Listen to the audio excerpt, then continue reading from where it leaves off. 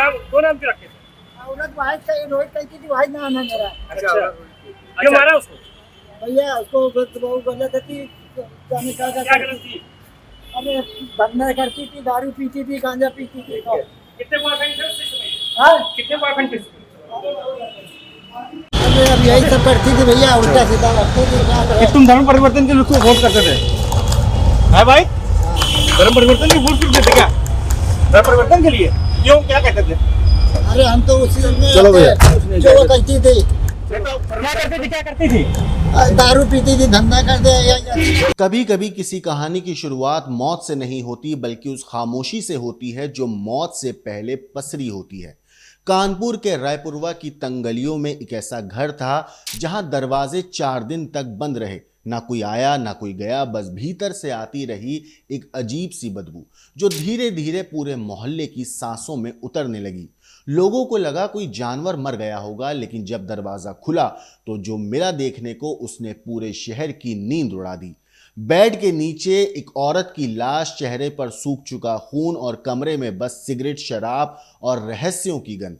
कहते हैं प्यार में मौत अक्सर इत्तेफाक नहीं होती, वो धीरे धीरे पनपता जहर होती है जब भरोसे के गिलास में मिलाकर एक दिन सब कुछ खत्म कर देती है। लेकिन दोस्तों, सवाल ये है कि जो महिला थी वो आखिर कौन थी और 4 दिन से उसका शव वहीं पर क्यों पड़ा रहा, और उसका प्रेमी जो 8 साल से उसी महिला के साथ रह रहा था वो अचानक गायब क्यों हो गया।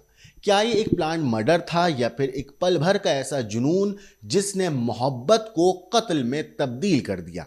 कहानी में एक और मोड़ है, वो ये कि जो आदमी खुद को रोहित कहता था असल में वो वाहिद निकला, जिसकी जिंदगी 2 नामों की तरह 2 चेहरों में बटी थी। एक वो दुनिया को दिखाता था, तो दूसरा वो चेहरा जो अंधेरे में जीता था।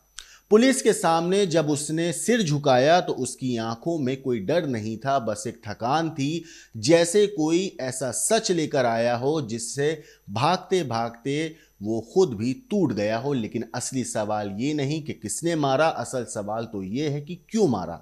क्योंकि जब प्यार, शक और अपमान का तिकोन बनता है तो उसमें कोई भी इंसान किसी भी हद तक जा सकता है।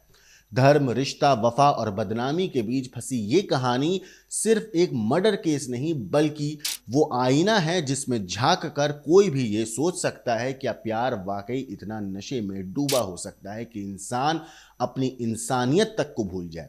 रायपुरवा के उस बंद कमरे से निकली वाली बदबू दरअसल एक रिश्ते की सड़न की निशानी थी। एक ऐसा रिश्ता जो पहले मोहब्बत से भरा था, फिर शक से और आखिर में खून से।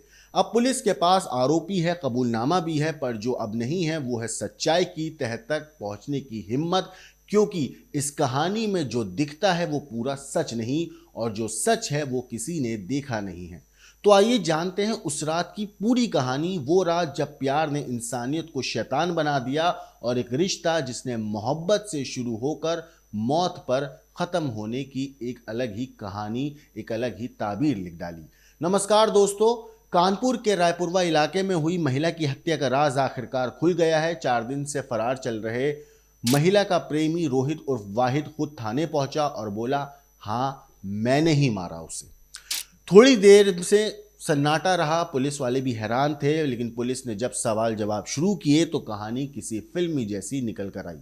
प्यार, शक, शराब और धोखे से भरी हुई वाहिद ने बताया कि उसकी कहानी उसके लिव इन पार्टनर 35 साल की महिला का कई पुरुषों से रिश्ते थे। वो अक्सर उनके साथ शराब पीती, नशे करती और देर रात तक मौज मस्ती करती।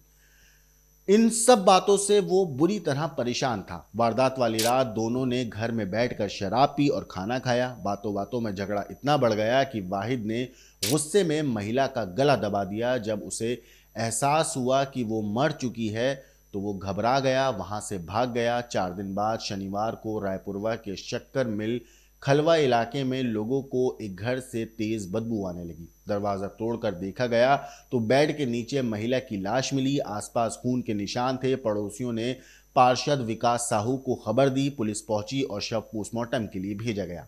जांच में पता चला कि महिला पिछले 8 साल से वाहिद के साथ, जो खुद को रोहित बताता था, उसके साथ रहती थी। मां की मौत के बाद तो वो पूरी तरह उसी के साथ रहने लगी थी। पुलिस को तभी से शक हो गया कि हत्या के पीछे उसी का हाथ है। रविवार रात को वाहिद खुद थाने पहुंचा और बोला, मैं ही वाहिद हूं जिसे तुम रोहित के नाम से जानते हो। पुलिस ने औपचारिक तौर पर उसे अफीम कोठी चौराहे के पास से गिरफ्तार दिखाया। पूछताछ में वाहिद ने बताया कि वो महिला से शादी करना चाहता था, लेकिन धर्म परिवर्तन को लेकर दोनों में झगड़े होते थे।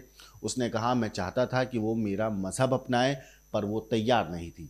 इसी बात से दोनों के बीच तनाव बढ़ता गया। ऊपर से महिला के कई और लड़कों के साथ, मर्दों के साथ रिश्ते थे और दोस्तों का आना जाना था घर पे, और नशे की लत ने आग में घी का काम किया। इस मामले पर डीसीपी सेंट्रल श्रवण कुमार ने बताया कि दोनों के निजी रिश्ते उलझे हुए थे और उसी टकराव ने हत्या का रूप ले लिया। वाहिद अब जेल में है, लेकिन पीछे रह गई हैं वो कहानियां जो दिखती हैं कि कैसे प्यार में जब भरोसा टूटता है तो जिंदगी और मौत के बीच की रेखा धुंधली हो जाती है।